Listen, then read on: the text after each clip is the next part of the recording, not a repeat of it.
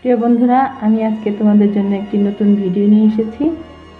আজকে আমরা আলোচনা করব ব্লগ করতে কি কি পেইন্ট ব্যবহার করতে হয়, কি কি কেমিক্যাল লাগে।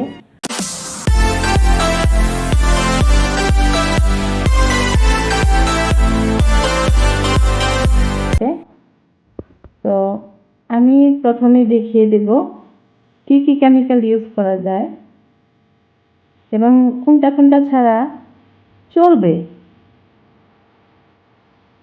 সবগুলো আমি আজকে দেখিয়ে দেব। তো প্রথমে আমরা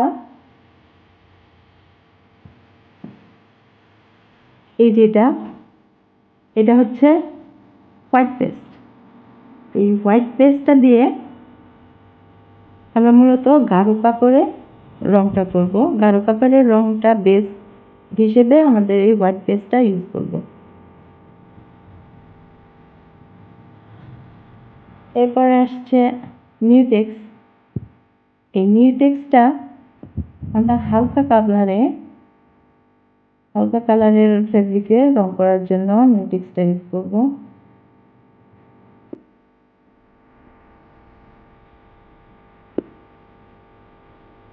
এরপর আসছে এপিডন, এপিপি লেখা, এটা হচ্ছে আমাদের এপিডন, এটা দুটাতে ইউজ করতে হয়। এরপর হচ্ছে এনকি, লেখা আছে এনকি। আরেকটা কেমিক্যাল আমাদের লাগবে, সেটা হচ্ছে বাইন্ডার।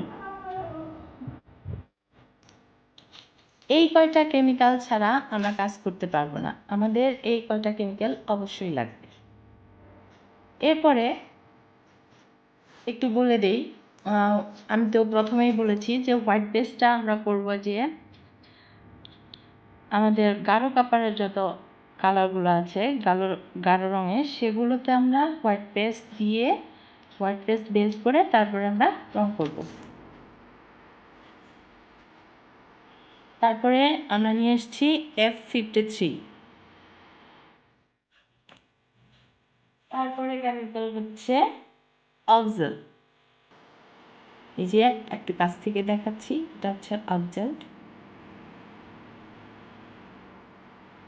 এরপরে যে কেমিক্যাল ইউজ করি আমরা সেটা হচ্ছে সফটনার। এটা হচ্ছে CCL। আমি আরেকটা কেমিক্যাল দেখাচ্ছি, সেটা হচ্ছে লাইলন সিক্সার। তো আমরা প্রথমে যে কয়েকটা কেমিক্যাল দেখিয়েছি, এই কয়েকটা কেমিক্যাল ছাড়া আমরা কোনোভাবে ব্লক করতে পারবো না। কিন্তু পরে আমরা যেগুলো দেখালাম, যেমন সফটনার, CCL, অক্সাল, লাইলন সিক্সার, এগুলো একটা নির্দিষ্ট কাজ আছে। সফটনারটা আমাদের রঙকে সফট করবে। এই সিসিএলটা হচ্ছে রঙকে উজ্জ্বল করে। অনেক সময় আছে যে আমরা ব্লক করার পরে কাপড় কেমন যেন পুরনো পুরনো দেখা যায়। এই জন্য কাপড় যেন পুরনো না দেখা যায়, সেজন্য রঙটা যাতে উজ্জ্বল হয়, আমরা সেক্ষেত্রে এই সিসিএলটা ইউজ করি। তারপরে আসছে লাইলন ফিক্সার। এই লাইলন ফিক্সারটা আমাদের যত রকমের সিনথেটিক কাপড় আছে, লাইলন বলেন বা অন্য যে কোনো কাপড়, সেগুলোকে সেখানে আমাদের রঙটাকে স্থায়ী করে এই লাইলন ফিক্সার। এরপর হচ্ছে অক্জেল হচ্ছে সমস্ত রকমের রঙকে স্থায়ী করে। তাহলে প্রিয় বন্ধুরা, আমরা আজকে দেখিয়ে দিলাম কি কি কেমিক্যাল লাগে আমাদের ব্লক করতে। তারপর এগুলো তো আমরা কেমিক্যাল দেখালাম।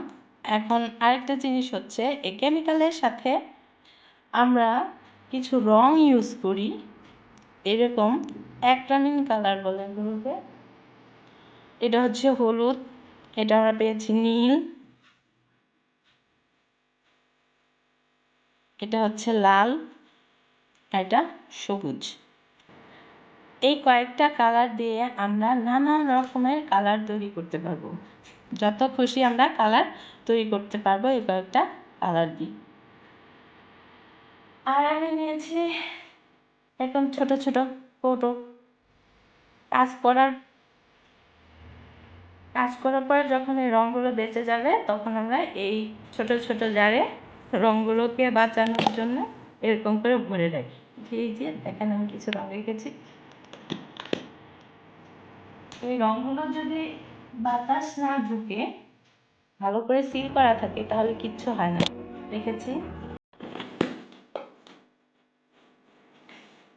হ্যাঁ, এরপরে ব্লক করতে লাগবে আমাদের এরকম ডাইস। আপনারা ছোট ছোট কিছু ডাইস নিয়ে কাজ শুরু করতে পারবেন। যদি আপনারা ঘরে অল্প কিছু কাজ করতে চান তাহলে এরকম ছোট ছোট কয়েকটা ডাইস হলেই চলবে। আমার আছে আরো ছোট ছোট ডাইস আছে, এই যে দেখতে পাচ্ছেন,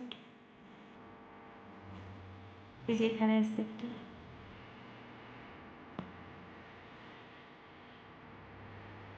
তারপরে আরেকটা হচ্ছে আমি কিছু অ্যাক্রিলিক কালার নিয়েছি, আমি বক্স ধরিয়ে নিয়েছি। আপনারা ইচ্ছে করলে একটা একটাও কিনতে পারবেন, তো একটা একটা নিলে আপনাদের দামটা একটু বেশি পড়বে। আমি পুরো বক্স নিয়েছি। যদি ভাবেন যে না ছোট একটা কাজ করব, অল্প একটু কাজ করব, তাহলে আপনার একটা নিলেই যথেষ্ট। তাহলে বন্ধুরা আপনারা ভালো থাকবেন। নেক্সট আপনাদের জন্য কিভাবে ব্লগ করতে হয় সে ভিডিওটা নিয়ে আসবো। ধন্যবাদ আপনাদের। আসসালামু আলাইকুম।